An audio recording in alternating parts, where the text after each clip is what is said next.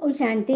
आज प्यारे मीठे बाबा की मुरली मंथन की डेट है 4 अक्टूबर 2022। तो आज मीठे मीठे बाबा ने हम बच्चों से कहे कि तुम्हें बाबा को याद करने की रेस करनी है। बाबा को भूलेंगे तो माया का गोला लग जाएगा। क्या बोले बाबा? हमें तो बस बाबा ने एक ही काम दिया है कि हमें भगवान को याद करने की रेस करनी है। भगवान को भूलेंगे ना तो माया का गोला लग जाएगा। कल बाबा ने क्या बोला था? तुम्हारे पास ज्ञान के हथगोले हैं, बारूद है ना। तो अगर माया को याद करेंगे तो वो सब फिस हो जाएगा और हम फिर फंस जाएंगे। तो उससे बचने के लिए बाबा कहते हैं मुझे याद करो। प्रश्न है, इस ड्रामा के किस गुह्य रहस्य को तुम बच्चे ही जानते हो? उत्तर, तुम जानते हो इस ड्रामा में भिन्न भिन्न वैरायटी एक्टर हैं। हर एक का अलग अलग पार्ट है। एक का पार्ट, एक के फीचर दूसरे से नहीं मिलते हैं। जो ऑलराउंडर हीरो पार्टधारी हैं उनका ही गायन है। बाकी जो थोड़ा सा में एक दो जन्म पार्ट बजाते हैं वह कमजोर पार्टधारी हुए। सभी पार्टधारियों में परमात्मा व्यापक ही अकेला डांस नहीं करता। वह तो इस बेहद ड्रामा का डायरेक्टर है। वह नाम रूप से न्यारा नहीं है। भगवान कह रहे ड्रामा का गुह्य रहस्य है कि यहाँ भिन्न भिन्न प्रकार के एक्टर हैं और हर एक का अलग अलग पार्ट है।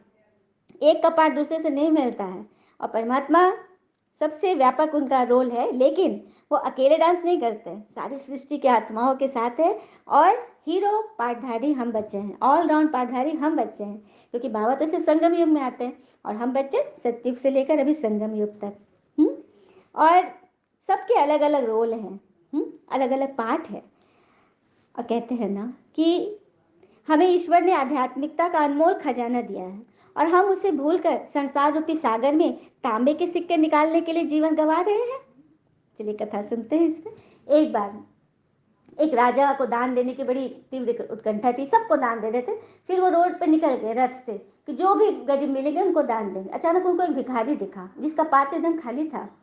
तो राजा ने उसको तांबा का सिक्का दिया, उछाल के दिया राजा ने। और वो लेने लगता तब तक वो ना बगल के नाली में गिर गया। अब भिखारी लगा और नाली, पूरा गंदगी नाली में खोजने के लिए। तो राजा को बड़ा दया आया उस पर। तो राजा ने बोला, अरे रुको रुको, मैं तुम्हें चांदी का सिक्का देता हूँ। फिर उसको चांदी का सिक्का दे दिया कि अब तो निश्चिंत होकर चला जाएगा। लेकिन चांदी सिक्का अपने पास रख लिया पात्र में और फिर वो तांबे का सिक्का खूंज रहा है इसमें नाली में। राजा को फिर आश्चर्य लगा। फिर उन्होंने सोने का सिक्का दे दिया।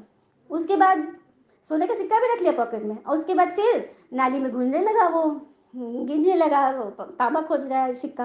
राजा को बड़ा आश्चर्य लगा। फिर उसने वो हीरा एक दिया, उसको भी रख लिया, फिर खोजने लगा। तो राजा बोले कि नहीं, अब इसके अधिक इसके कुछ नहीं, क्योंकि जिस व्यक्ति के पास संतोष नहीं, सब कुछ उसको उससे एक्स्ट्रा मिल रहा है, लेकिन फिर भी कहाँ जा रहा है वो?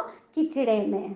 तो ये किसकी यादगार है? हम बच्चों की। हम बच्चों को जब मिले बाबा तो हम एकदम कंगाल थे, शांति सुख आनंद प्रेम सुख से बिल्कुल कंगाल। बाबा आके हमें दे रहे हैं तो हम उसको न लेकर के फिर से अपने कीचड़ की दुनिया में जाए तो बाबा क्या करें? है ना बड़ी बात।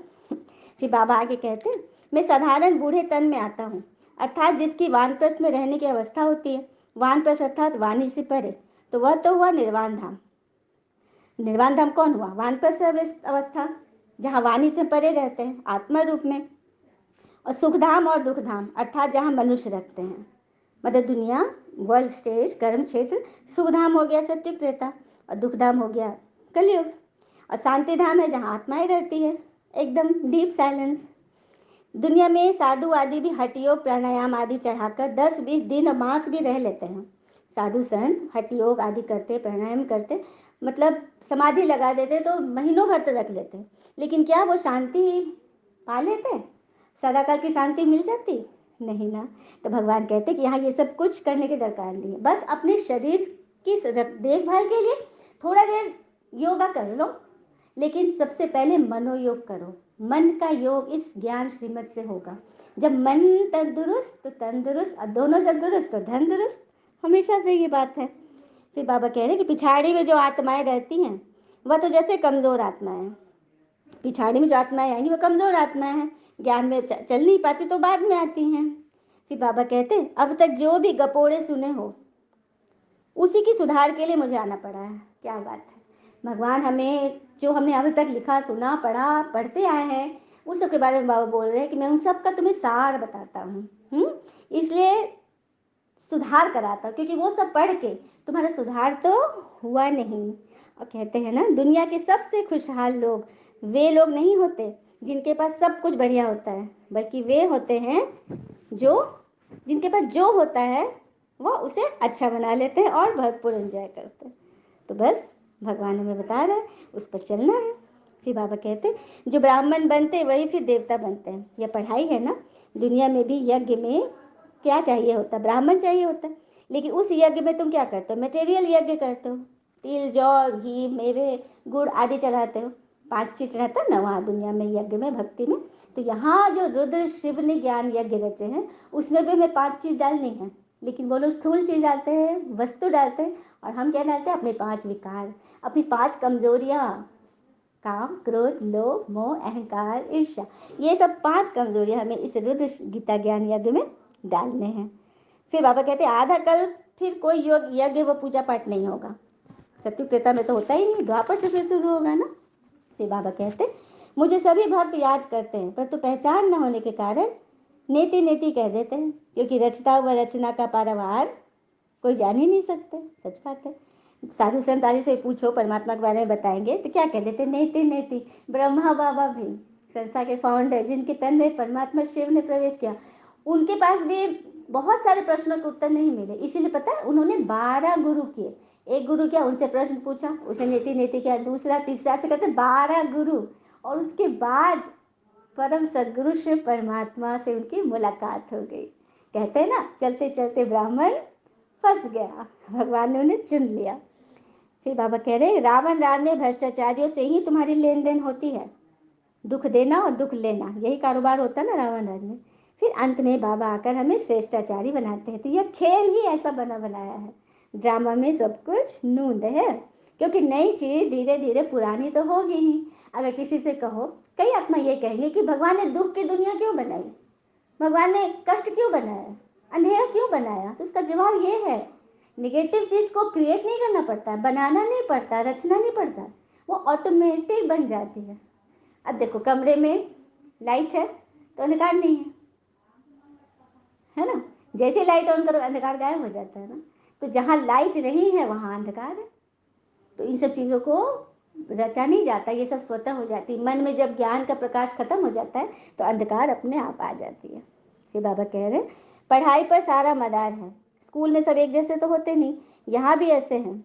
घोड़े की भी रेस होती है ना। तभी तो इसका नाम, इस यज्ञ का नाम क्या है? राजस्व अश्वमेध गीता ज्ञान यज्ञ। तो तुम हो रूहानी घोड़े। आज बाबा ने हमें बोला है रूहानी घोड़े हो। अश्व मन को घोड़ा कहते हैं ना। और तुम्हारी माया पर जीत कि युद्ध व रेस, यही तो है, यही तो युद्ध व रेस है, इसमें तुम्हें आगे आगे बढ़ना है।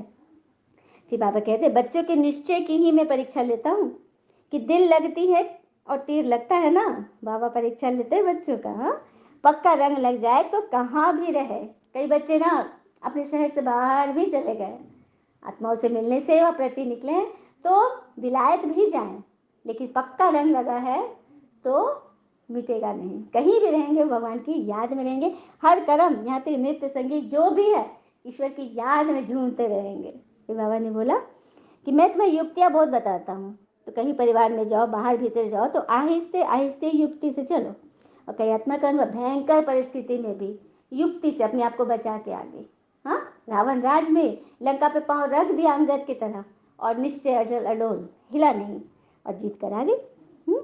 तो अपने आप को छुड़ाते भी रहो। कोई तुमको कुसंग में खींचेगा, बहुत तरह से बात बोलेगा, तुमको मुंह में उंगली डालकर तुमसे बिगड़ी मतलब बात बोलवाएगा, लेकिन आपको अपने आप को बाबा बोले ना अपने आप को छुड़ाते रहो। क्योंकि बाबा रांझू रमजवाज की युक्ति है ना। किसकी युक्ति मिल रही है हमें? रांझू रमजवाज अर्थात युक्ति दाता। फिर बाबा ने कहा बहुत बच्चियां भू भू कर अपने पति को भी ज्ञान में ले आती है, फिर पति भी स्त्री के चरणों पर गिरते हैं कि इसने मेरा उद्धार किया। क्या बात है। कई आत्मा भू भू करके, कोई पति है तो स्त्री को ले आएगा, कोई स्त्री है तो पति को ले आएंगे ज्ञान में।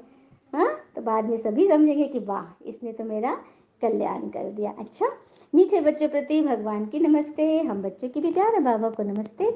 धारणा के लिए मुख्य सार, पहले पॉइंट, पवित्र बनने की युक्ति आप ही रचनी है।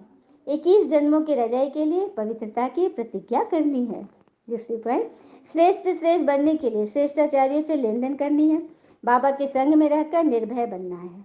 वरदान है सर्वशक्तिमान के साथ की स्मृति द्वारा सदा सफलता का अनुभव करने वाले कंबाइंड रूपधारी भव। तो सर्वशक्तिवान के साथ की स्मृति द्वारा सदा सफलता का अनुभव करने वाले कंबाइंड रूपधारी बनो। कैसे बनेंगे? तो सर्वशक्तिवान पिता को अपना साथी बना लो तो शक्तियां सदा साथ रहेंगी, और जहाँ सर्वशक्तियां है वहाँ सफलता न हो यह असंभव है। लेकिन यदि बाप से कंबाइंड रहने में कमी है, माया कंबाइंड रूप से अलग कर देती है, तो सफलता भी कम हो जाती। यदि हम कहीं गए या कुछ भी किया, किसी की बात में अच्छाई या बुराई में उलझे रहें, तो भगवान से कनेक्शन कट हो जाएगा, है ना। तो अगर ईश्वर का साथ सदा चाहिए तो मास्टर सर्वशक्तिवान की स्थिति सदैव बनी रहेगी, और मास्टर सर्वशक्तिवान के आगे सफलता भी आगे पीछे घूमती है। तो ये रहस्य है। स्लोगन, सबकी दुआएं लेनी है तो हाँ जी करते हुए सहयोग का हाथ बढ़ाते चलो। सबकी दुआएं करनी है तो पहले सबको स्वीकार करो। हाँ जी का पाठ, आप जो हो अच्छे हो, आप जो कर रहे हो अच्छा कर रहे हो, इसमें अच्छा है। नेगेटिव से नेगेटिव सिचुएशन से भी पॉजिटिव निकाल लेना, कितनी बड़ी बात है, कितनी बड़ी शक्ति है जो भगवान हमें सिखा रहे हैं, है ना। तो ऐसे खुद भी बनो, औरों को भी बनाओ, सबका भला करो, और ये गीत गाते चलो। करते चलो सबका भला, जीवन के जीने की ये है कला। करते चलो सबका भला, जीवन के जीने की ये है कला। करते चलो तो क्या मिलेगी? कदम कदम पर मदद तुम्हारी, ये एहसास दिलाती है।